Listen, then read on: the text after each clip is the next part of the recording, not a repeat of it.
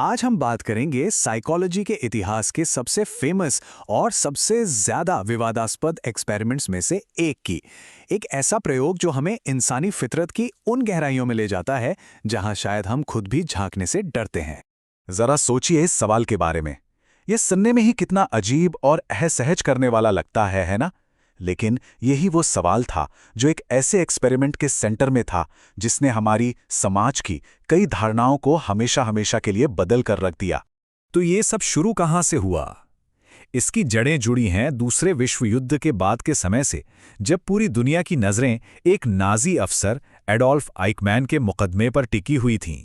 जब आइकमैन से पूछा गया कि उसने लाखों लोगों की मौत का फरमान क्यों सुनाया, तो उसका एक ही जवाब था, मैं तो बस अपने सीनियर्स के आदेशों का पालन कर रहा था। ये जवाब, ये एक मनोवैज्ञानिक स्टैनली मिलग्रैम के जहन में अटक गया। क्या वाकई ऐसा हो सकता है? क्या आम भले चंगे लोग भी किसी अथॉरिटी के कहने पर इतने भयानक काम कर सकते हैं? बस इसी एक सवाल ने मिलग्रैम को अपने सबसे विवादास्पद प्रयोग को डिजाइन करने पर मजबूर कर दिया। इस सवाल का जवाब ढूंढना आसान नहीं था। इसके लिए मिलग्रैम ने एक बहुत ही चालाकी से भरा हुआ सेटअप तैयार किया।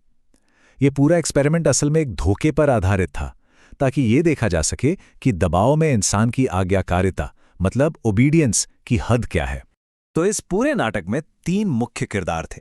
पहला था प्रयोगकर्ता, जो एक ग्रे कोट पहने हुए अथॉरिटी फिगर था। दूसरा था शिक्षार्थी, जो असल में एक एक्टर था और टीम का ही हिस्सा था। और तीसरा और सबसे अहम किरदार था शिक्षक। ये वो असली वॉलंटियर था जिसे इस धोखे के बारे में कुछ भी नहीं पता था। अब देखिए कि ये सब कैसे किया गया।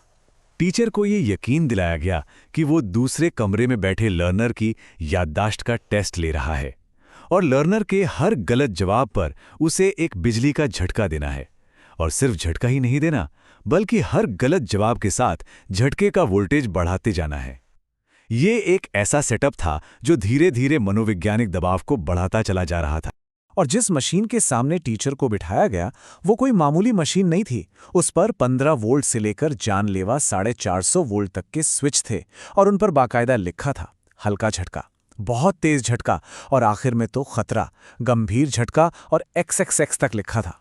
मतलब हर एक स्विच के साथ टीचर को अपने एक्शन के भयानक नतीजों का एहसास कराया जा रहा था। और जब भी कोई टीचर हिचकिचाता या फिर रुकने की कोशिश करता, तो प्रयोगकर्ता जो उनके साथ कमरे में मौजूद था उसे 4 तयशुदा बातें कहता था। बातें जो धीरे धीरे आदेश में बदल जाती थीं। प्लीज जारी रखें से लेकर आपके पास कोई और चारा नहीं है, आपको आगे बढ़ना ही होगा। तो इस जबरदस्त मनोवैज्ञानिक दबाव और नैतिक कशमकश के बीच हुआ क्या? जो नतीजे सामने आए वो इतने चौंकाने वाले थे कि उन्होंने मनोविज्ञान की दुनिया में तहलका मचा दिया। पता है, एक्सपेरिमेंट शुरू होने से पहले मिलग्रैम ने येल यूनिवर्सिटी के साइकोलॉजी स्टूडेंट्स से अंदाजा लगाने को कहा था। उनका मानना था कि शायद ही कोई होगा, मतलब 1.2% से भी कम, जो सबसे खतरनाक 450 वोल्ट का बटन दबाएगा। लेकिन असलियत तो कुछ और ही निकली। 65%। इस एक्सपेरिमेंट के सबसे प्रसिद्ध वर्जन में 2/3 से ज़्यादा आम लोगों ने, जो शायद हमारे और आपके जैसे ही थे, एक अथॉरिटी फिगर के कहने पर उस आखिरी सबसे खतरनाक 450 वोल्ट के शॉक का बटन दबा दिया। लेकिन ये 65% का आंकड़ा पूरी कहानी नहीं बताता। जो लोग आदेश मान रहे थे वो कोई शैतान नहीं थे, वो बहुत ज्यादा तनाव में थे। उन्हें पसीने आ रहे थे, वो कांप रहे थे, हकला रहे थे, कुछ तो दर्द में अपने होंठ काट रहे थे और कुछ तो घबराहट में अजीब तरह से हंसने लगे थे।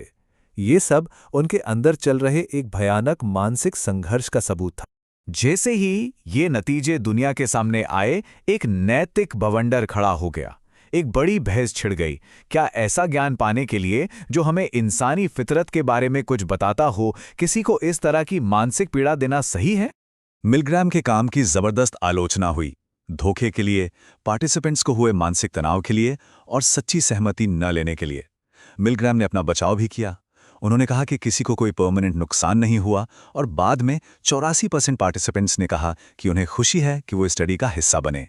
लेकिन यह बहस आज तक जारी है और इस विवाद का एक बहुत बड़ा नतीजा ये हुआ कि इंसानों पर होने वाले किसी भी रिसर्च के लिए बहुत सख्त नियम कानून बनाए गए। संस्थागत समीक्षा बोर्ड या IRBs बनाए गए, जिनका काम ये सुनिश्चित करना है कि रिसर्च में हिस्सा लेने वाले लोगों को किसी भी तरह का नुकसान ना पहुंचे।